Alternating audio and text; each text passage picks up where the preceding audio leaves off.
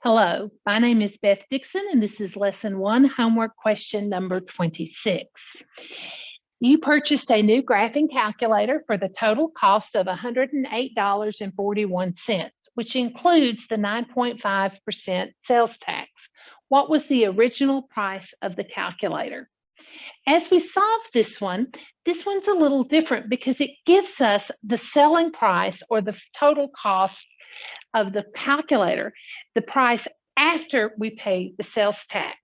In the other problems, we had the original price, we added the sales tax, and we found the final cost or the last total cost.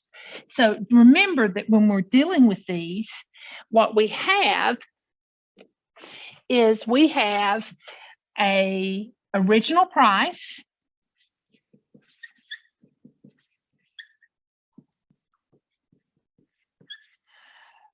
plus the tax, the sales tax, and that's going to equal the total cost.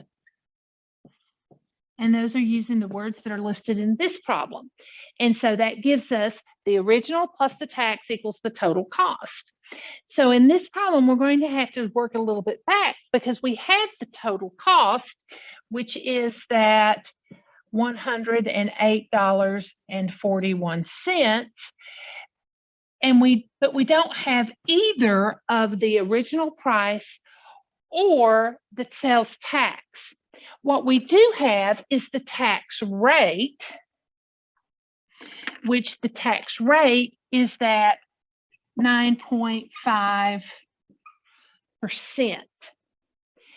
So we're going to have to use that percent. So we can't multiply 9.5% by the original price to figure out what the tax is. We can't multiply the 9.5% by the 108 because it's already been done and then added.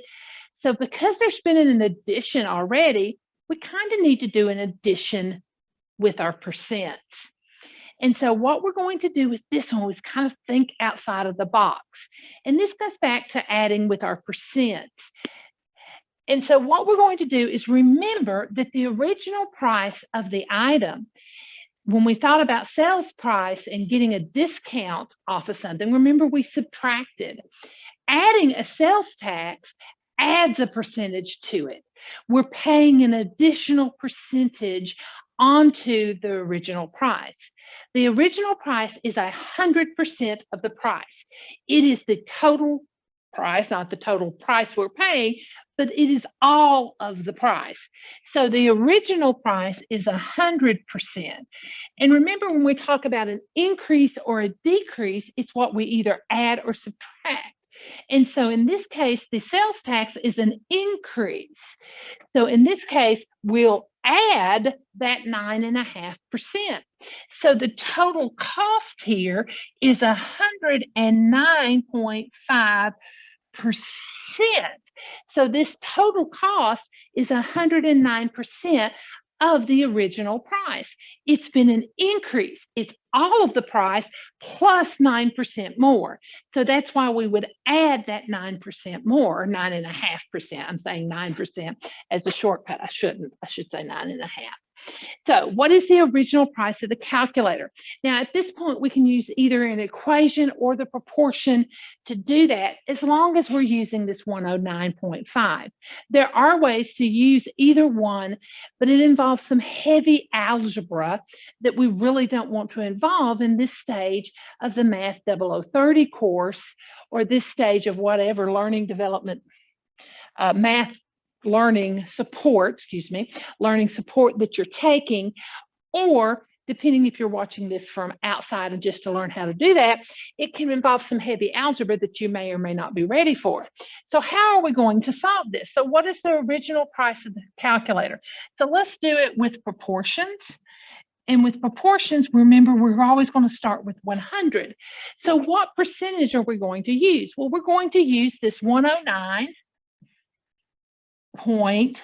Let me make sure those decimals are showing up. In the last couple of videos I looked at, the decimals didn't show up.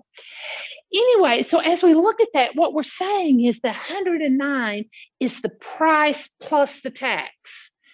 okay, is to 100. So here we can put this 108.41. So this is the price plus the tax. This is the price plus the tax.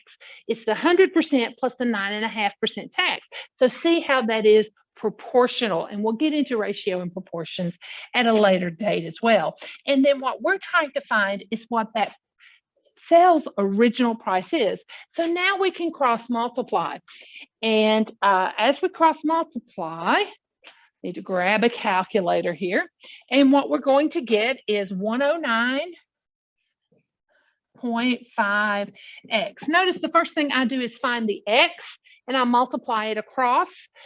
And the other problems we did 100 times x and I wrote it down first. I can write that one down and I always write that one on the left, but I tend to find the x and write it down first because it's just easier because it doesn't require a calculator.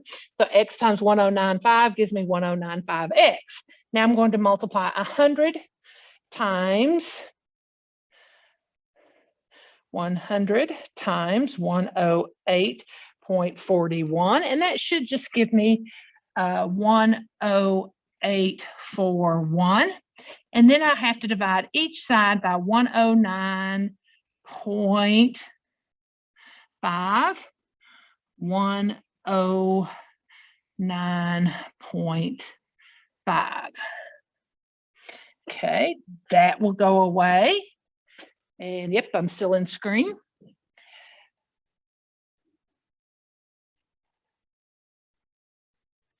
Give me a second to actually do that. And I get 99.0045661, just to show you what's on the calculator. Generally, it's not important that you write all of those digits down if you can round on the calculator. If you cannot, write all the digits down, because then I'm going to show you how to round. And why should we round? Well, we're talking about money. And with money, we generally round to the nearest cent, which is the hundredths place.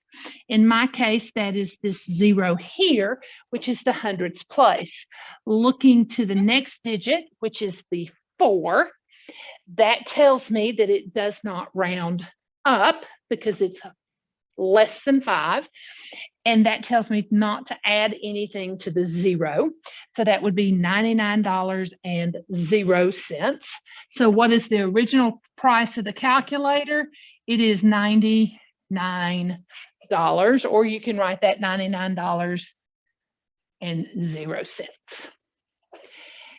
And this is a problem where we have to work it a little bit differently than the others, because in this case, we know the final answer and we're trying to figure out the original price. Remember, we can always use the original price, work it the way we did the others to check to see if we get the 108.41, and that would be a neat way to check it. And this concludes question number 26.